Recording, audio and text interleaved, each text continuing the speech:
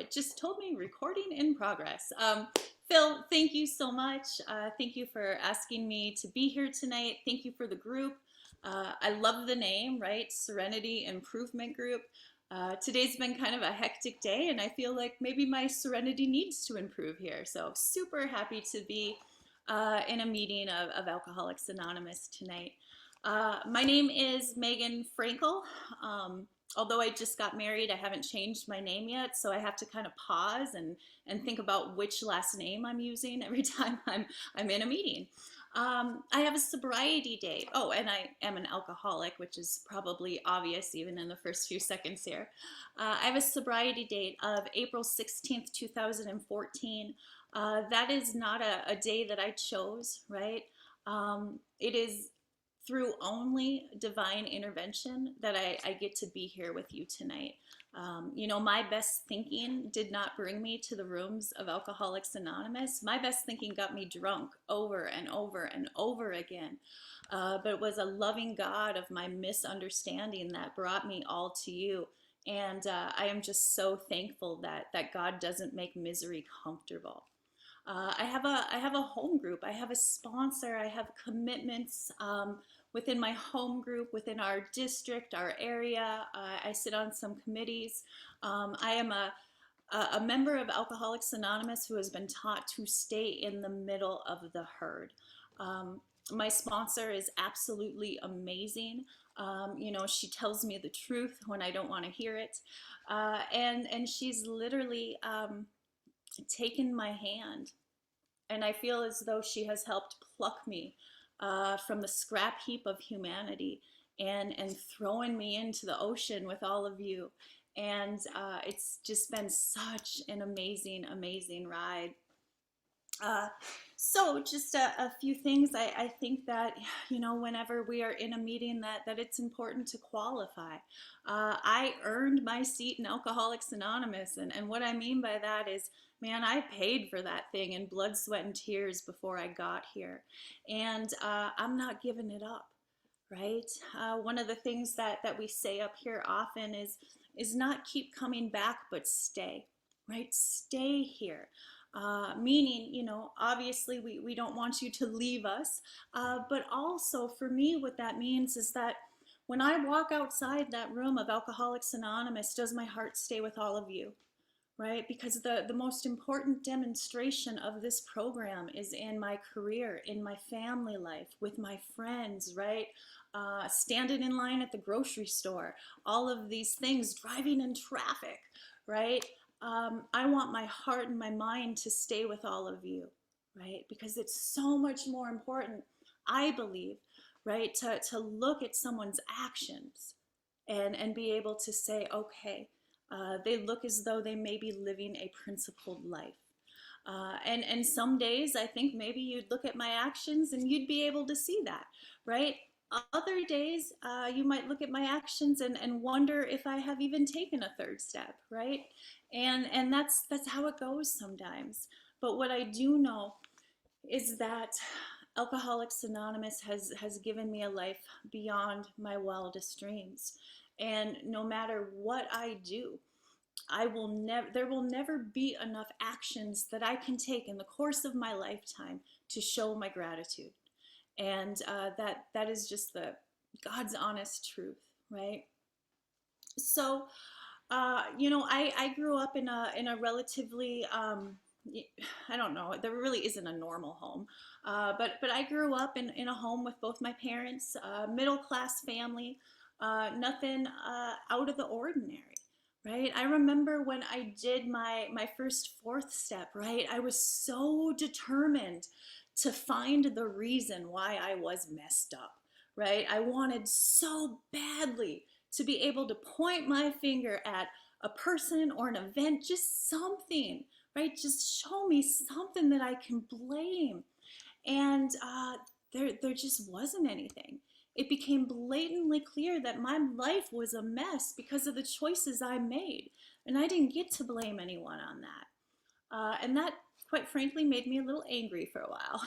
Actually had a resentment that I couldn't blame my alcoholism on anyone else. But what I did have is an abnormal relationship with alcohol before I ever drank it. And what I mean by that is that my father was a drinker. My father is very special to me. He's always kind of been to me. I've always put him on a pedestal, right? You would meet him and you'd be like, well, I don't know what's so great about this guy, right? But he's my daddy, right? And he can do no wrong. And dad would get home from work and he would pour himself a Windsor water. And he would drink that and maybe a few more. And this strange thing happened, right? Dad would start interacting a little bit more with me. It's not that he wasn't interacting with me before, but it's like he took more interest in me. I was able to see what alcohol did for him, right? And he's kind of a type A, highly wound individual, right? And I could see his shoulders come down a little bit, and he'd start joking around. And before I ever took a drink of alcohol, I had a relationship with it, right? And I couldn't wait. Like, I could not wait until I was going to be able to have my first drink. I wanted it to do for me what it did for dad. I didn't have my first drink until I was about 14, but I probably could have used one about the age of 7. I too am very highly wound. I am quite neurotic, right? Always had a really busy little mind. And so, number one, I was looking forward to what it was going to do for me. Number two, it was going to give me a way to bond with dad, right? And I was just really looking forward to finally being able to have that connection, right? Um, I did not grow up in a religious home or a spiritual home. We didn't go to church. We didn't do anything like that. We did always pray at 6 o'clock before dinner. I had no idea what we were praying to or why we were praying. I just thought it was something that people had to do before they ate supper. Uh, the only experience I really had with any type of organized religion or spirituality was that I was about 7 and I had a little neighbor friend who did attend church. And the family took me with them. And I'm paging through a Bible or and not really paying attention to everything that's going on. And I read something that caused me to cop my first resentment. And I want to be very clear that this is what my already misperceptioned little 7-year-old brain read. I am not saying that this is what the text actually said because I really don't know, but this is what I interpreted, right? And it said something along the lines of if you're an unbaptized child, you're going to hell. Well, guess who was an unbaptized child, right? And I got PO'd, right? I was like, if anyone should go to hell, shouldn't it be my parents? I was a baby. Like, I didn't have any choice in this matter. And the reason I bring that up is that right then, right there, at 7 years old, I started to form a conception of God, right? A God that says, you know what? Well, I was going to say innocent little child, but I really wasn't an innocent little child, right? But you know what? This thing didn't happen that you had no control over when you were born, and therefore you're condemned, right? And that'll come into play a little bit later on, but it wasn't a good start for me when it came to thinking of spiritual matters.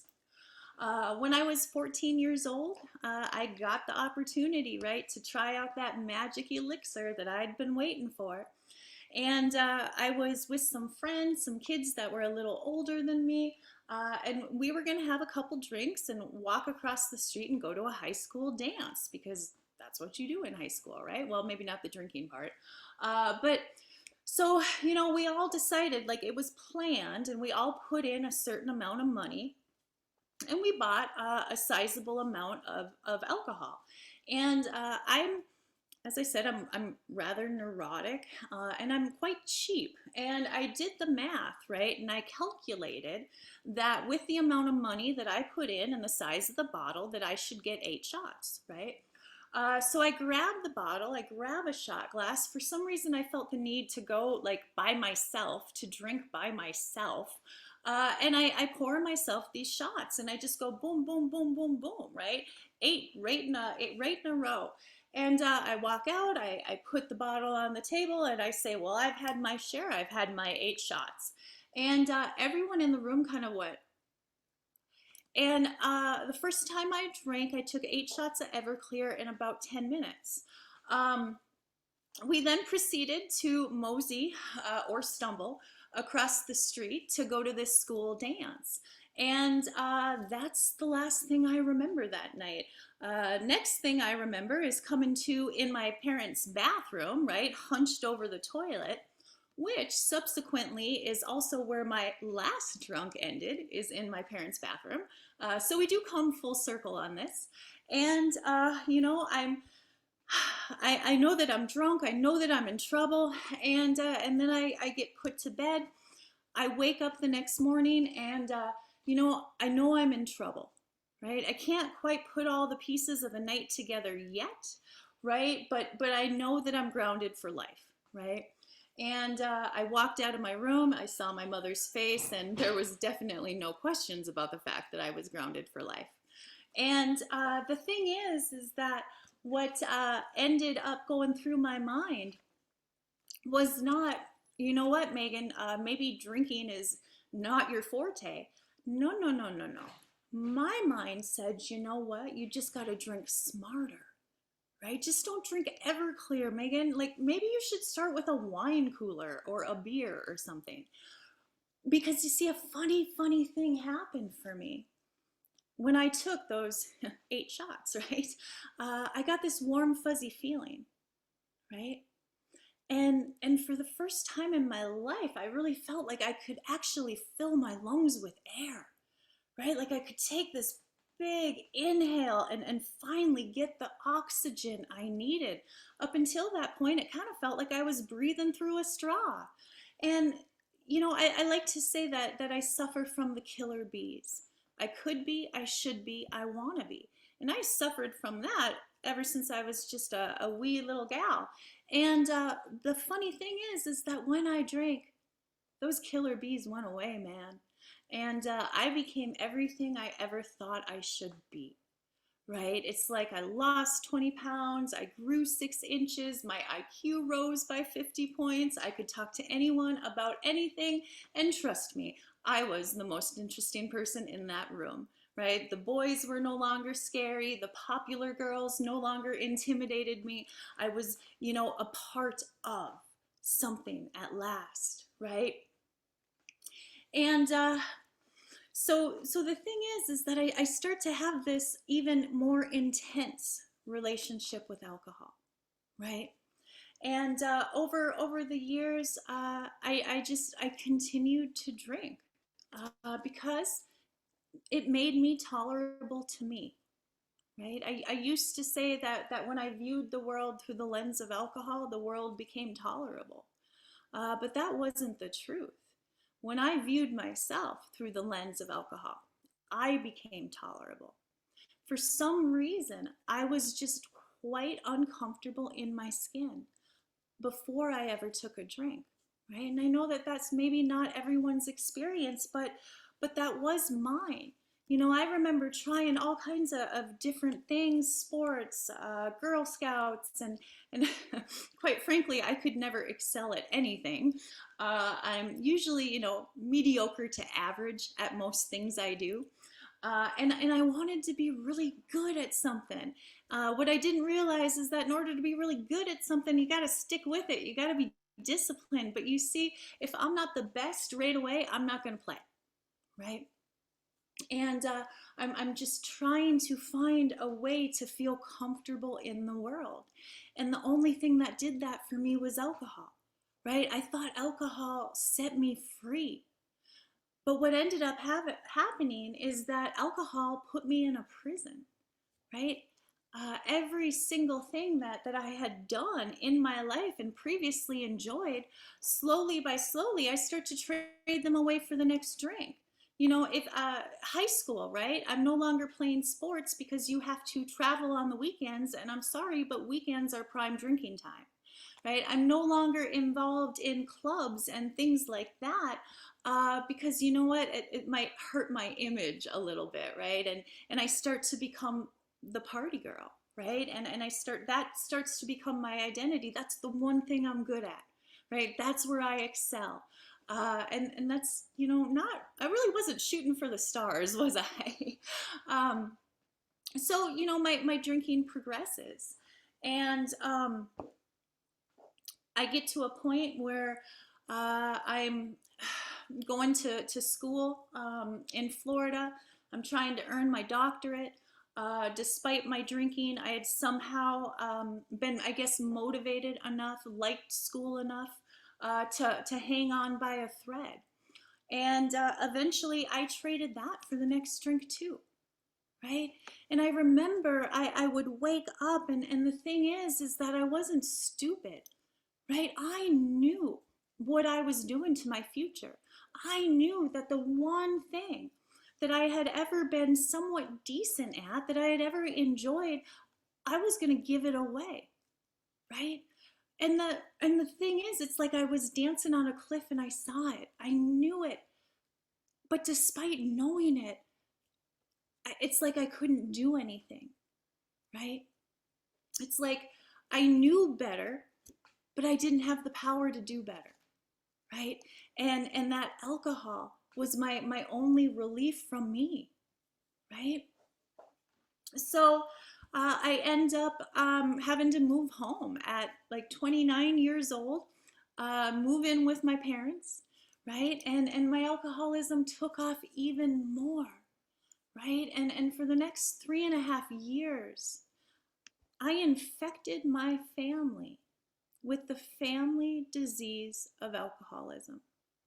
They are still messed up from prolonged exposure to me, right? If my mom doesn't hear from me, I start getting text messages, right? Because I drop off the face of the earth and I don't respond. I delete my Facebook profile, right? I'm living in Florida, they're in North Dakota, and she hasn't talked to me in 3 months, right? And I won't give her my address because I'm afraid she's gonna come make me come home or something like that. So that poor woman, the hell that I put my family through, it breaks my heart to this day, right? So I end up in my parents' home, and I'm basically drinking myself to death, and I'm waking up every morning, and I'm telling myself, right, like I'm not going to drink today.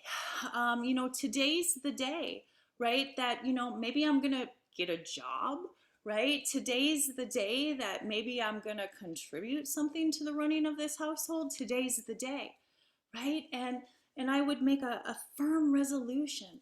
Like I would promise myself, I'm not going to drink.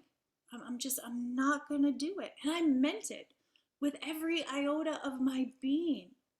Right? You could have hooked me up to a lie detector test and asked, Megan, do you want to drink? And I would have said no, and I would have passed, right? But you see, I go on throughout my day, and what happens is that my head starts telling me lies, right? So in my own voice, in my own head, I start hearing things like, you know what, you just need a little relief, right? You just need something to take the edge off, Megan. If you just stay away from the hard stuff, it'll be okay this time.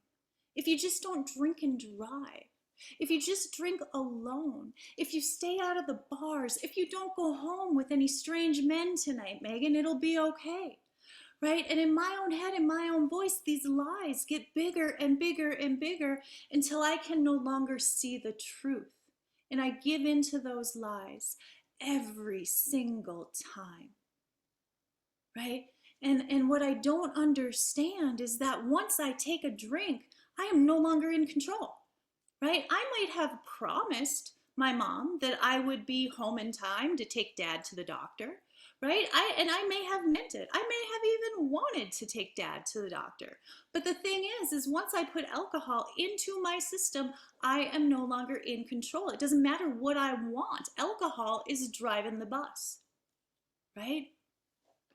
So the thing is that if you would have asked me, Megan, are you an alcoholic? I would have said, yeah, way before I came to the rooms of Alcoholics Anonymous. But here's the thing. I didn't know what an alcoholic was, right? And for me, in order to be able to treat something, I need to accurately diagnose the problem, right? I thought that my problems caused by drinking were the issue, right? DUIs, going to the psych ward, going to jail, people getting mad at me. But I kept confusing drunkenness with alcoholism. A lot of people can get drunk. A lot of people get consequences due to their drinking, but it doesn't necessarily make them an alcoholic. Now, I knew I drank goofy. In fact, I wore it like a badge of honor. I could drink any man I knew under the table. Probably not the men in this meeting, right? But your normal drinkers, right? And I was cool for that. But the thing is I didn't understand that I have this allergy to alcohol. That once I take a drink, I trigger the phenomena of craving, and I have no control over when I stop. Right? There's one night I started drinking when I was in college in Fargo, North Dakota, and I came to getting arrested in Tijuana trying to cross the border. I was trying to smuggle tequila over the border. Right? I did not wake up that day and say, you know what, guys, wouldn't it be fun to go anger the federale tonight? Wouldn't it be cool to see what the detention center in Mexico looks like? Yeah, I did not plan that. That was not my intention. But when I start drinking, alcohol's driving the bus, right? And the thing is that I am never going to get so spiritual that I'm going to be able to have that first drink. Right? The way I look at it is my alcoholism is the beast, right? It's like this big, gross, scary monster that lives inside of me. And it's hibernating right now, right? But it's still growing. It's in there. And the thing is that if I were to leave all of you, and if I were to take that first drink, I'm going to wake up the beast. And the beast hasn't had a drink in about 7.5 years. And the beast is going to be thirsty. And then it's going to be angry. And it's going to eat me from the inside out, just like it always did, right? So I have a body that cannot drink alcohol. And if that in and of itself were the problem, just don't drink, right? Go Nancy Reagan. It's not that complicated. But the thing is that I have a mind that tells me I have to drink to be okay.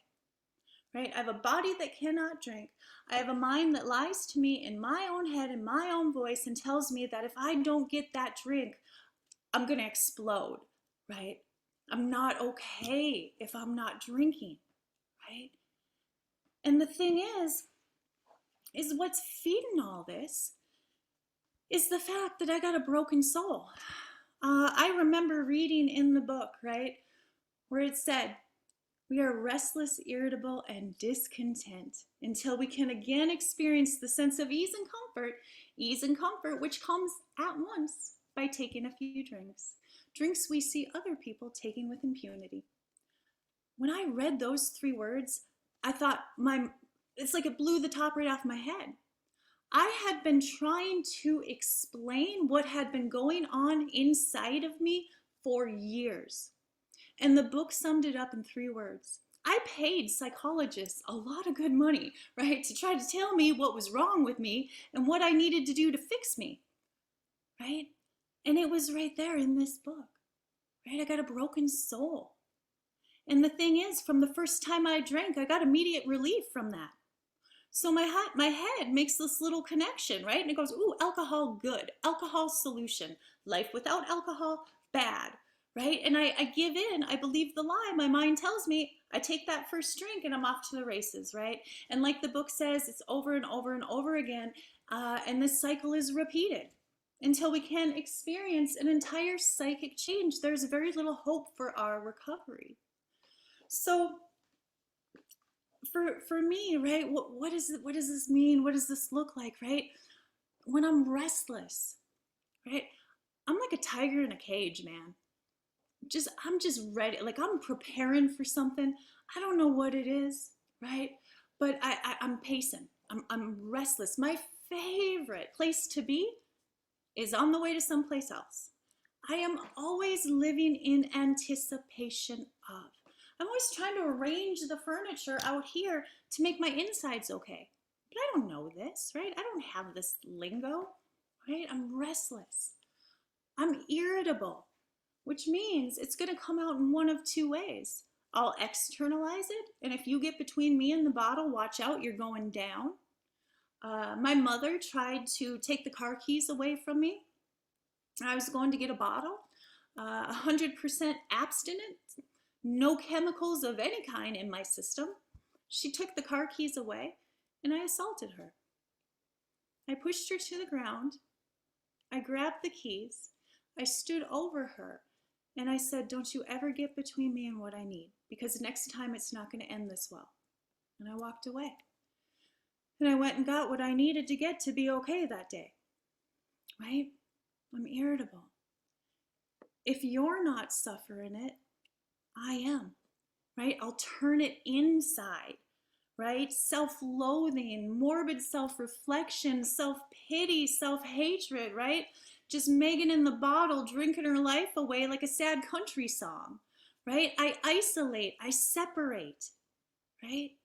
I don't want to be around any of you because here's the thing, I don't like me and I'm certain you're not going to like me either. So let me save you the work it would take to reject me, right? I turn it inside, I'm irritable.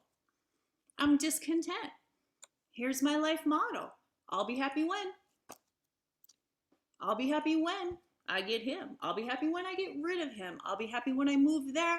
I'll be happy when I get the promotion. I'll be happy when I get a different job. I'll be happy when I get a cheeseburger. I mean, whatever, right? I'm always hustling after something to make me okay. And sometimes it works for a day, a week, maybe a month. And then the shiny new wears off and I'm left with me. And I'm sitting there going, what the heck is wrong with me? Right? What is wrong with me? I come to all of you, right? And I fell in love with you, right?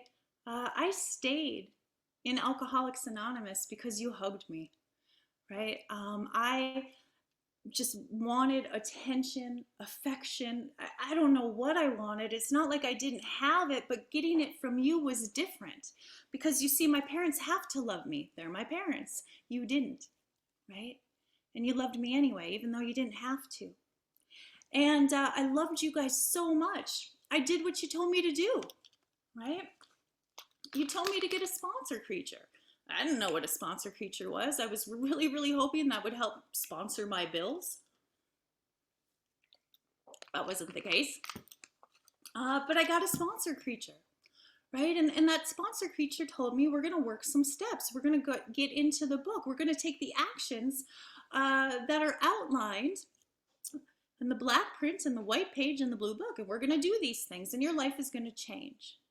And I was like, okay, right? And I did what my sponsor told me to do because I wanted her to like me, right? And the thing is that, you know, I have been kicked out of every institution I have ever been a part of. So it was really, really important to me to not get kicked out of AA. So I did what you people told me to do. And you know what? I got the results that the book promises, right? And, you know, that brings me to something I want to talk about just briefly because I spent a lot of time talking about all that, which is fine. But the thing is that I get to the second step, right? And I told you guys this experience that I had when I was 7 with the God of my misunderstanding and these old ideas, right? I walked into Alcoholics Anonymous 31 years old with a 7-year-old's concept of God. And isn't it funny that I cling to that, right? New technology comes out and my old cell phone's out the window, right? I don't think twice, but I'm using a 7-year-old's ideas when it comes to the one thing that is going to mend my broken soul, right? And you know, my sponsor at the time, I had a different sponsor then, and you know, she just said, hey, Do you now believe, are you willing to believe there's a power greater than yourself? Yes or no? I know what the right answer to that question is, right? I mean, duh, I have to say yes. And I did believe, but here's the thing, I didn't examine what it was I believed. And so I said yes, and life went good, right? Life went good because I took the actions the rest of this book asked me to take, right? But at about, I don't know, 2 years sober or something, people started being really mean to me. And they started saying things like, no, you can't date the boy. No, you can't have that job. No, you can't afford the new car, right? And I have a spiritual temper tantrum of epic proportions, right? Epic proportions. Like we're talking kicking and screaming like a toddler. And at this point, I have a different sponsor, right? And she asked me, she's like, all right, Megan, you know how sponsors like talk in lingo, right? They're like, that's a 6 and 7. Oh, you better inventory that. Let go, let God. I don't know what these things mean when I'm new. Like I'm not even up here the first time I go through the steps, right? But anyway, she's like, all right, well, that's a step 2 issue. I'm like, okay, whatever. And she said, you know, Megan, I want you to turn to page 47 in the book, right? And I want you to not let any prejudice you may have against spiritual terms ask you or keep you from honestly asking yourself what they mean to you. She goes, this is the first action our book asks us to take, right? When you hear God, when you hear spirit of the universe, when you hear creative intelligence, what do you think of? What's your concept of God, Megan? Right? So I do some writing. Oh, and she told me something else that was really, really important. You have to be honest. Do not tell me what you think I want to hear. And I was, right? And I still have that first concept to God. I like to go back and look at it. I like to show my sponsees sometimes who are struggling with things, but it goes something like this, right? It says, God is a slave driver. God is fickle. God sends innocent babies to hell for not taking place in a ritual, right? God only loves people who love God the right way, and I don't, right? I mean, it is dark and twisted to the max, man, but it was honest, right? It was honest. And the thing is that the book tells us, right? It doesn't matter what your conception is, however inadequate it may be, it is enough to make the approach, right? But the thing is that the concept I had at that time was not working for me, because when Megan didn't get her way, guess whose fault it was, right? And she's throwing tantrums. So I remember my sponsor also asking me, she's like, Megan, are you praying? And I was like, oh yeah, I'm praying. And I tell her, right, that I get up every morning and I hit my knees like a good girl would.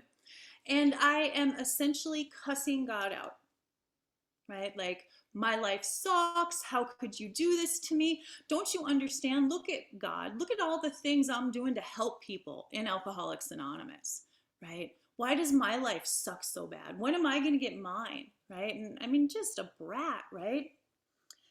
And she said, okay, all right.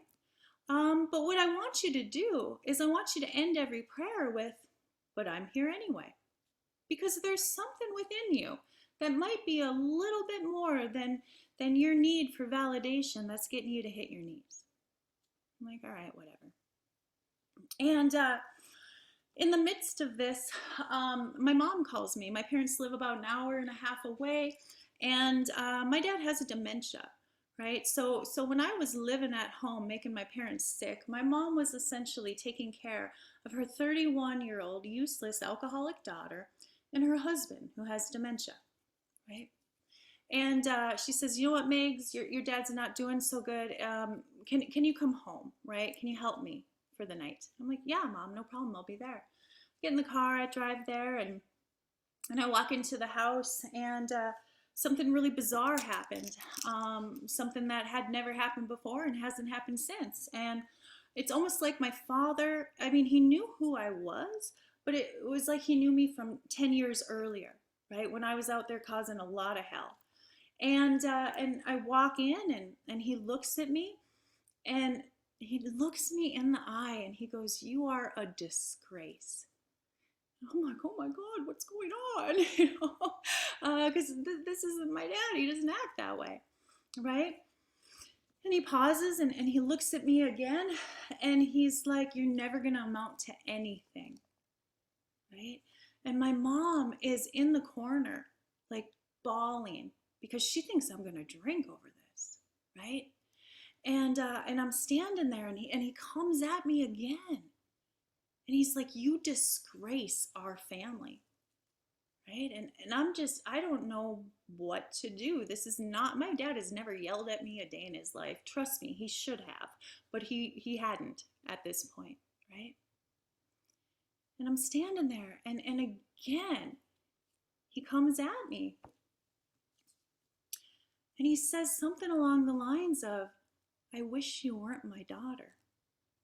Right? And remember, I'm daddy's girl. And I stand there and I look at him, and I go, "That's okay, Dad. I love you anyway." Right? He comes over again, right? And he says, "You're just a drunk. Get out of the house." And I go, "It's okay, Dad. I love you anyway." Right? And we go back and forth like this for a little bit, and Dad says something that hurts my one big alcoholic oversensitive feeling. And I just say, "That's okay, Dad. I love you anyway." Right? And finally he calms down, we get him to bed.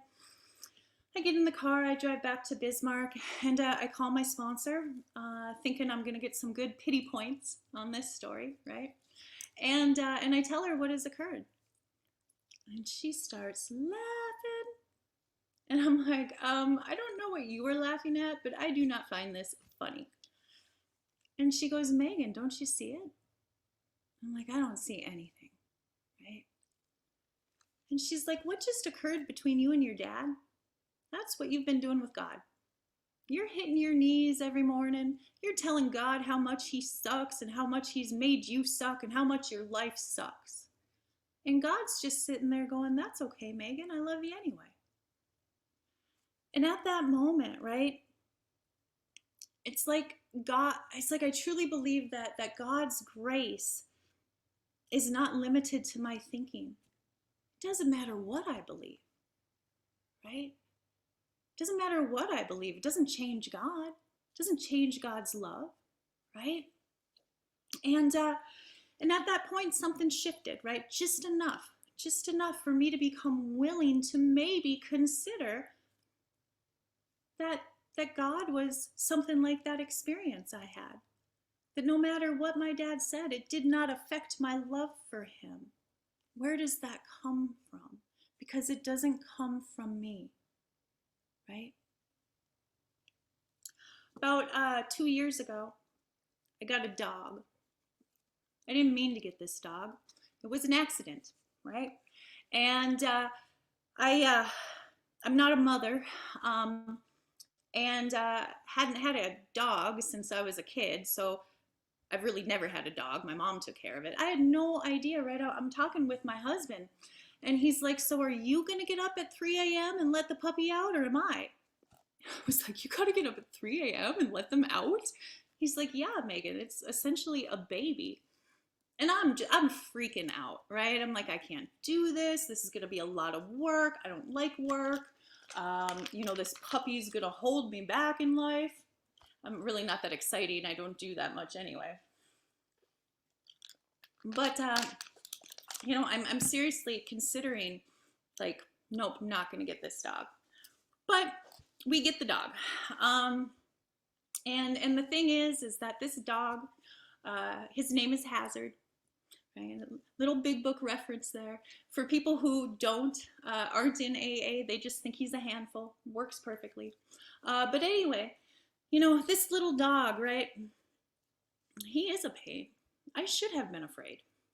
The thing is is that I got a vacuum. He's a golden retriever. I'm constantly covered in golden glitter. Like I can't wear black anymore, right? I have like lint rollers everywhere. I have them in my office, in my car. I vacuum at least 4 times a week, right? Dog hair everywhere, right? He costs a lot of money. Like, like I sometimes I just want to take him to the vet and make sure that I'm not like killing him some way, right? Like just tell me I'm being a good dog mom, right? But vets are expensive, right? You got the shots, you got leashes, you got toys, you got food, you got bone. I mean, all these things. Right? I'm spending money on the dog all the time, right? He's got a finicky belly.